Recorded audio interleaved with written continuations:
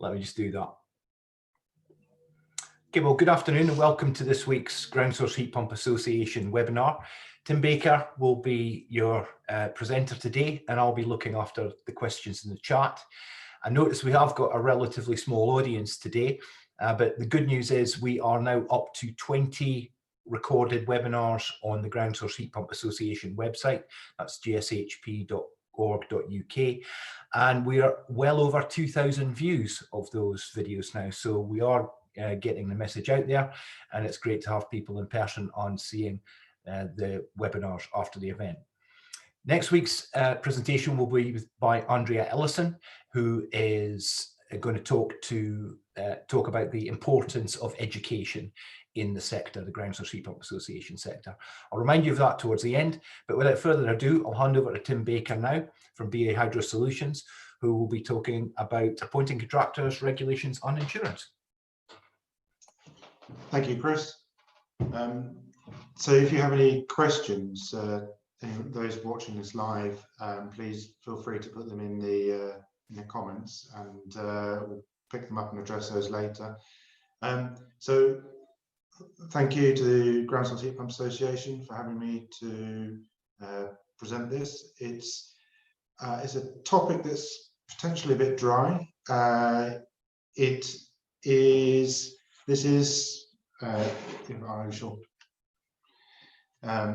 something that has become quite important to us as a business, something I've become aware of over the years of working as a hydrothermogeologist, and it reflects a gap in awareness and the problems with appointing contractors, adhering or being familiar and aware of regulations and insurance collectively generates or can generate a whole load of problems. On the other hand, they can be, when done properly and when there is due consideration to regulations and embracing them, it can make life an awful lot easier. And the projects where there's good awareness and adoption tend to go better than the ones where there isn't. So this talk is not it is meant to be a reminder. It's to help raise awareness, and it gives some pointers, but it doesn't hold the answers in itself. So I shall briefly go through, and this is going to be pretty quick, about appointing contractors and the procurement process as we see it, engagements and contracts, the regulations. So we shall quickly go over the general regulations and rules and standards, etc., that apply to nearly all construction projects, and then a focus, although albeit a short focus, on CDM, and then we shall conclude with insurance and the pitfalls of insurance and things that get overlooked. So if we get started, so when appointing contractors, it happens all day, every day in our field and in most aspects, construction orientated projects. So why talk about it? Why is it important? Well, getting it right is so important, and getting it wrong has such big implications. In getting it right, it will mean the success of a project. A system that works as designed, meets the client's brief, will happen if we get the procurement of the contractors correct. And I should say early on that as a hydrothermogeological consultancy and laboratory business, we primarily are involved with the engagements and the supervision of drilling contractors and groundworks contractors. So a lot of what I say today is orientated around drilling contractors and their engagement. If you get it right, if you appoint the right contractor, you'll have far fewer problems, and you can manage and control the delivery of a project proactively. If you get it wrong, if you appoint the wrong contractor or you get off on the wrong footing, you end up having to manage contracts and delivery of boreholes, etc., on a very reactive basis, and that isn't good for managing projects. If you appoint a contractor, the right contractor again, in the right way, you'll be able to deliver projects on or even under budget, on time, and we reduce the amount or avoid conflicts between parties, the clients, within each other, and hopefully it doesn't get down to fistfights, but I've seen it unfortunately on projects. And so much of it goes back, when you trace it back, and some of our clients want us to do root cause analysis, and when we track it back, we find it's so often the origins lie in the engagement and the appointment process, in taking on the wrong contractor for the wrong job, or just going through that process wrongly, and you can set up a grudge so early on, and it will linger, unfortunately, if you're not careful. So this is all about reducing that. You end up with a good working relationship, and you have realistic expectations. So that's between yourselves and between contractors, subcontractors, and the client. And if those expectations are managed through the process, if there are delays or problems, and inevitably on most projects, and our projects being relatively large, there are always problems that need to be resolved. And if you have the relationship, because it's all been set up properly in the first place and there's communication channels, then you can manage expectations, and generally things end up working out fine in the end. And a good working relationship lasts beyond a specific project. So where we get repeat business, and most of us in the industry rely on repeat business, and we get that by having good relationship between us and our subcontractors, the main contractor, the principal contractors that we're working for, and the end client. So it works out, there's no reason why it shouldn't work out better for everybody. So how to procure? Well, there's lots of different guides to how you go through the procurement process, but this is sort of our tried and tested approach, our preferred way, but it isn't the only way. So we believe a project needs to have a very clear and well-conceived scope as early as possible, so that you can develop a design and it can go through the necessary number of iterations before you get to the point where you are generating a specification or going out to tender. Unfortunately, quite often projects haven't achieved that maturity before they go out to tender, and as a result, contractors aren't 100% clear about what they're quoting for. There's a lot of assumptions made, and that is where you end up with extras, overruns, or a contractor who's engaged who actually cannot achieve what is needed. So by carefully managing the tender process, we can get the best results, and enables us to have a careful selection of contractor based on all sorts of criteria, and just a few are listed here. So have they understood and presented a proposal that fits the tender specification? And if it we get this sometimes, and we realize that actually we haven't quite given the tendering contractors enough information, or the information that we gave our client and they then have relayed to the tendering contractors, not all of it's been passed on. And ideally, the process would be paused, there'd be more information put out there, but sometimes that doesn't happen, and people are engaged and they haven't had all the information. Selecting a contractor based on their how they presented their experience. It's quite common to see contractors saying we've done this and we've done that, but the way they presented it shows that yes, they might have done it, but they possibly didn't do it very well, or they were fudging their way through it.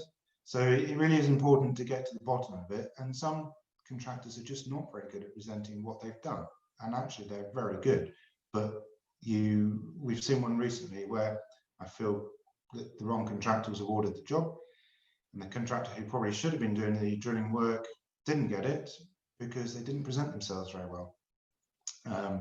So it's down to personality sometimes, so we need to try and see through that. It's important for us to see that they have the right equipment and staff, and that they have the capability and availability to do the work. So timescales, talking about timescales early on is important. And can they deliver value for money? Okay, yeah, quite often it is, who's the cheapest contractor? Are they going to tick all the boxes? Great, let's roll with them.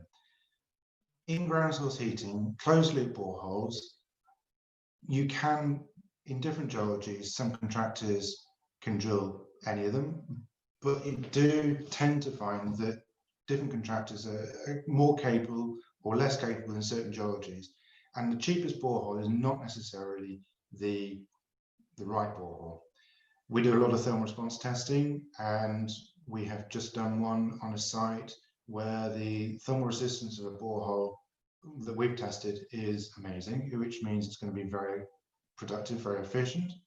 But another contractor might have drilled a borehole on that site and the thermal resistance could be really poor. They might have been cheaper, they might have won the work in the long term, but the client would have ended up having to have more boreholes. So is it cost effective to have a cheaper contractor, but you have to drill more boreholes because their boreholes are less efficient than another contractor who might be slightly more expensive? So it is really value that you're getting out of it from the contractor as much as who is the cheapest per unit rate. And how will they work with you? Finally, we try and judge and try and influence our clients who are making the ultimate decision. Will the relationship work with this contractor? Do we think we can collectively work together to get a good result? So who should employ who? Well, there's loads of different ways that and again, we're talking about drilling contractors here because that is one of the biggest parts, one of the biggest expenses of these systems, and it is our area of expertise. There are other components, and you can slot those in, substitute them for drilling contractor. But the simplest might be client drilling contractor. So that could be a homeowner drilling contractor. You may have client, main principal contractor, and drilling contractor. And you can see here, there's just 4 options or 4 scenarios that I've listed out. We firmly believe the drilling contractor should be engaged by the personal company who takes responsibility for the success and design of this scheme. And that may be the client, it may be the principal contractor. It doesn't tend to be us very often. We tend to sit in the process as a designer or principal designer. Occasionally we are the principal contractor, but the appointment needs to be a position where the designer or principal designer can have control and influence over the delivery of that project. So I guess out of this, what I'm saying is there is no hard and fast rule, but it needs to be appropriate. The contractor needs to be engaged by an appropriate party within the chain so that the communication management can be effective. And then factors influencing who employs who. So the people or companies may not, these are some of the reasons why some companies may not employ drilling contractors. So some of our customers won't employ drilling contractors because it's just not their company policy to employ the drillers. Some companies, some FTSE 100 companies that we work for have a company structure that will not allow them to engage certain trades. So they end up employing a main contractor or principal contractor in order to employ the drilling contractor as a subcontractor. And this might be due to perceived risk. It might be to create a firewall between the client and the groundwork contractor, the drilling contractor. Some of our clients choose not to take on the drilling contractor directly because they feel that they don't have the appropriate skills or experience to make the decision to select the contractor or to appoint them. I'll come back to this in a minute when I talk about insurance, because there are some barriers to appointing contractors that insurance or a lack of insurance can throw up, and it again links back to technical skills and experience, the capabilities held in-house or available to some customers. And some customers might feel that they just don't have the experience to manage or the capacity to manage another contractor, and they'd rather subcontract that out to companies like ourselves or to principal contractors and let them deal with it. We have some customers who, due to coronavirus, due to poor trading, other problems, have poor credit rate. They don't have a cash flow that enable them to appoint the drilling contractor. So for them, better that they have a designer role and that the drilling contractor is employed by the main contractor or by the client. And finally on here, I've said it might be because the customer, the client, the main contractor doesn't have the appropriate insurance that covers them for employing what is by most insurers and underwriters considered to be a relatively risky activity in drilling boreholes in the ground. So when a contractor is appointed, are they appointed with a contract? Well, most of the projects that we see, there aren't formal contracts between the different parties. Most drilling contractors, ground workers, are appointed on a purchase order or a written instruction or by a phone call, and it's secured by a deposit. And as a result, most drilling is done under standard terms and conditions that are presented along with the quote or are sitting along with the drilling contractor and the engaging contractor.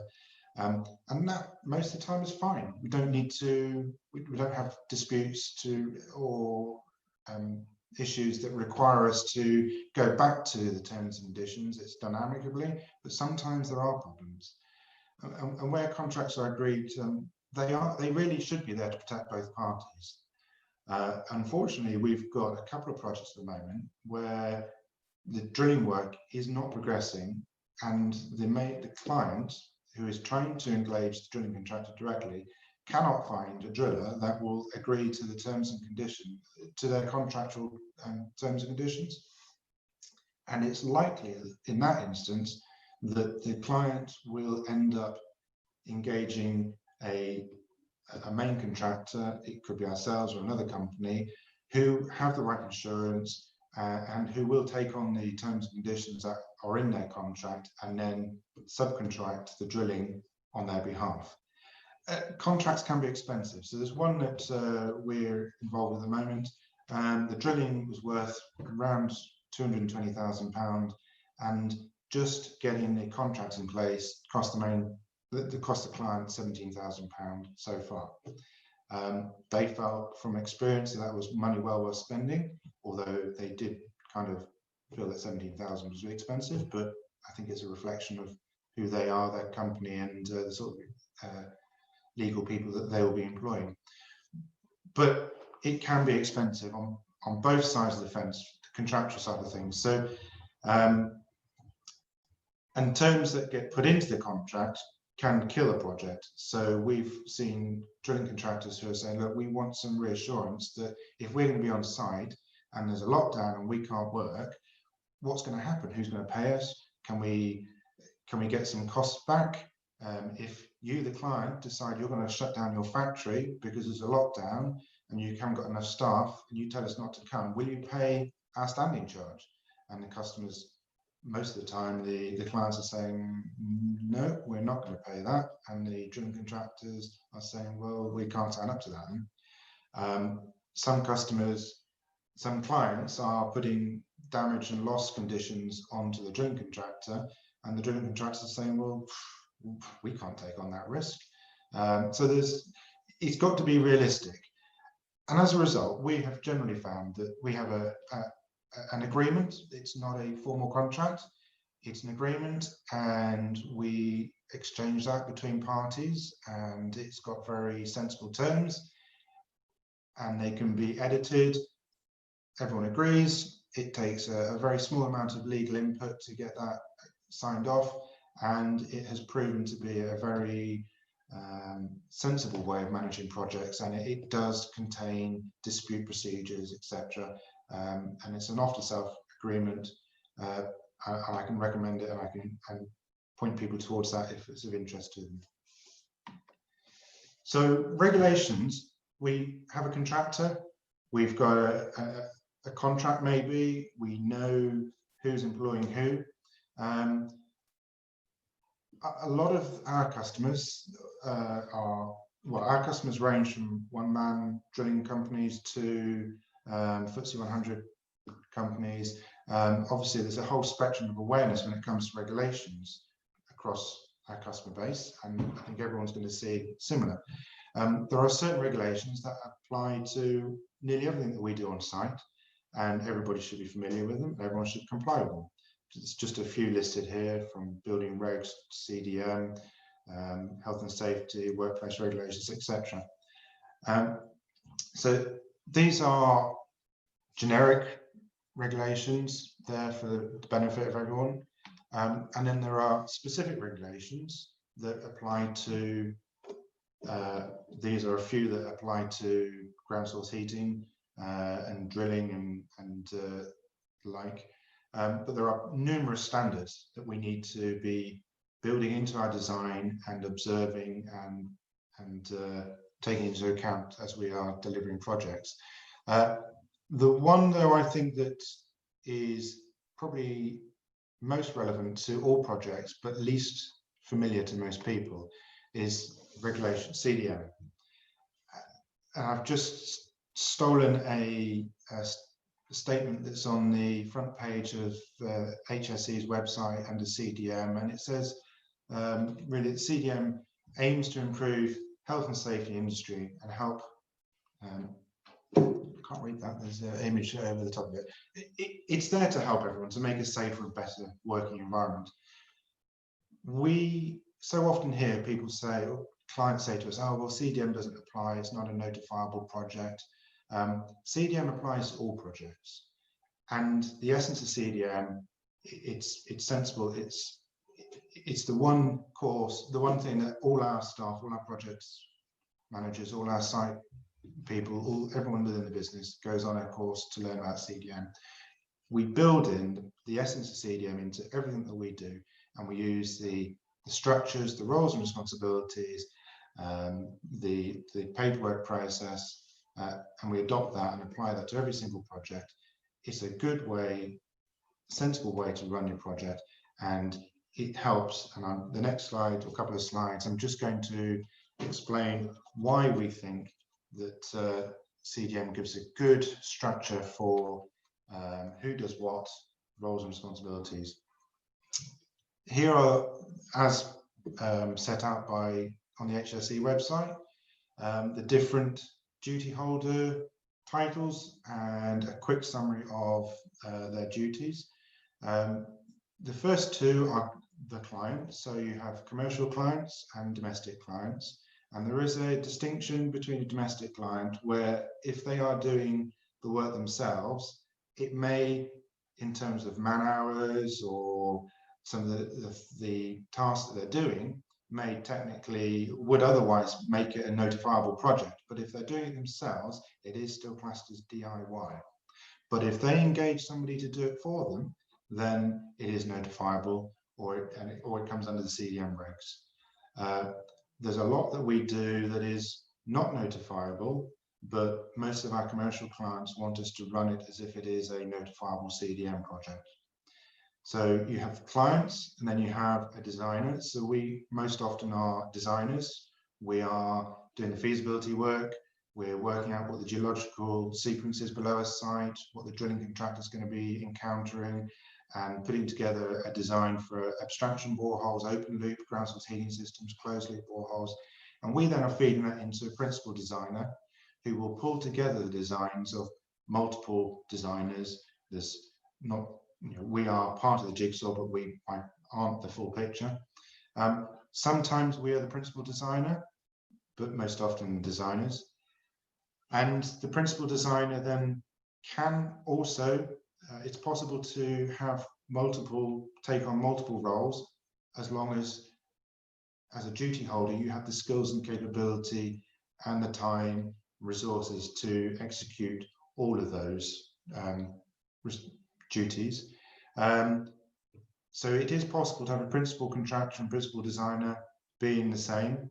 And they then will engage a contractor, and a contractor will engage and have the workers. And with it, if you aren't familiar with this structure, it's well worth having a look at the HSE website. It's very easy to find. It shows you the communication route between these different duty holders, who should be generating construction phase plans.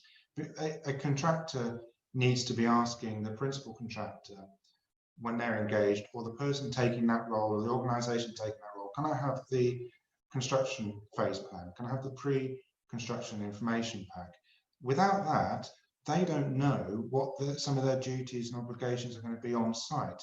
And if they aren't being given that, and this is where we have problems, or we see problems, because there isn't that flow of information that enables the contractor to fully be aware of what their obligations are and what they need to be doing. And you end up with a situation where the main or principal contractor is expecting things of a contractor or subcontractor that they aren't aware of, and you then have a falling out between them.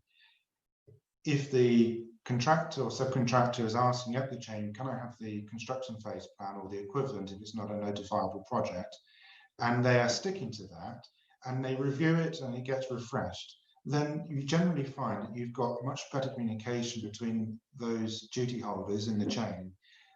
And communication means, not always, but it means awareness, understanding, and it gives an opportunity, a forum to plan and run a project much more proactively and get a much better, more likely to get a better outcome.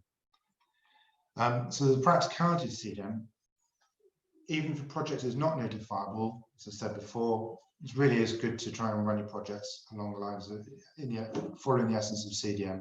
And apart from making for a safer and better place to work, use the CDM duty holders' roles and responsibilities to establish from the outset each party's roles and responsibilities, the communication chain, management structures, the decision-making process, and the change protocols, or how you're going to build in the change. For us, we are redesigning closed-loop boreholes as the geology is reported back to us, and we need to know how we're going to do that, who's going to communicate to us the geology, who are we going to communicate back into to tell them there's a change, and how is that change going to get fed back down to the drilling contractor if we don't have the immediate communication with them. You can use the principles of CDM and the roles and responsibilities to make sure that you have all the information you need to complete the job, to avoid surprises and delays and conflicts. Again, this is because you have the communication going backwards and forwards, and necessary information there. If you know what you have to do, your obligations, and then if something changes or needs to change because of health and safety changes or requirements, there is a mechanism, or you can demonstrate why projects are taking longer, why there are additional costs, and how to, it's transparent. The client can see why there needs to be a change and where the costs are, and there generally are less disputes than ever covering additional costs. And if it all goes wrong, it does help you understand where your roles and responsibilities are and your part to play in it, and to help resolve it. Last but one slide. So insurance, everybody involved needs to have at least basic insurance going, and everyone needs to have appropriate insurance for what they do. We all need to make sure that we have the right insurance in place to employ the subcontractors that we are taking on. And it's not always possible to get the insurance you need. And this is one of the obstacles, or can be an obstacle, to one party engaging another. You might want to, I think the most logical route of engagement would be for the main contractor or the client to engage the drilling contractor. But it's not always possible for one party to get the insurance they need to cover the activity or the engagement of another party.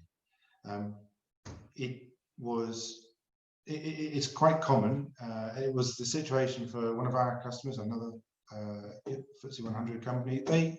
They wanted to engage a drilling contractor to drill a very large diameter borehole for a new bottling plant, and they couldn't, because they couldn't get the insurance, or it wasn't cost effective, and as a result, somebody up the chain said, no, we are not going to allow you to get the insurance, to put it in place to engage a contractor. They could get insurance, and they were already insured to employ a specialist subcontractor to employ the drilling contractor on their behalf. So this insurance, the insurance companies will, or get the right insurance in place, they want to know, do you have the capability or the expertise to administer this contract? Can you select are you able to select the drilling contractor? And do you know who you're taking on? And do you have the capability to run the projects? And if you don't, then you might not be insured. Or you may have insurance, but you may be invalidating your insurance if you don't have the right people in place to administer the contract. I haven't followed the points on there, but pretty much that's what I set out there. So some of the insurance requirements and conditions, so they will require you to do a great deal of preparation and to make sure that you have the right competencies within your team, and also that you're engaging a competent contractor to do the work. And I'll expect you to demonstrate that you've gone through revisions. Unfortunately, this is really to be able to have an audit trail. If there was a problem, your drilling rig disappears down a sinkhole, or you end up creating some great big void underneath the house, you've got you can demonstrate there's an audit trail and that you've gone through the right revisions, you've had the right people in place to make sure that your insurance is valid and you have the cover you thought you had. You need to be managing and supervising your contractors, and it's on a proportional basis. You don't need to be there, don't necessarily need to have somebody like us there 24 hours a day watching down the necks of the drilling contractor, but at the right times and at the milestones to a project, and that you have the right tests and checks to make sure that you are getting what you are expecting from the contractor. And you need to be giving the contractor what they need as well. So it's not just taking from the contractor, you need to be supporting them too. That's me to an end. Well, thank you very much indeed, Tim. That was absolutely fascinating. We haven't received any questions so far in the chat, but if anybody would like to do so now, Tim would, I'm sure, be very happy to answer them.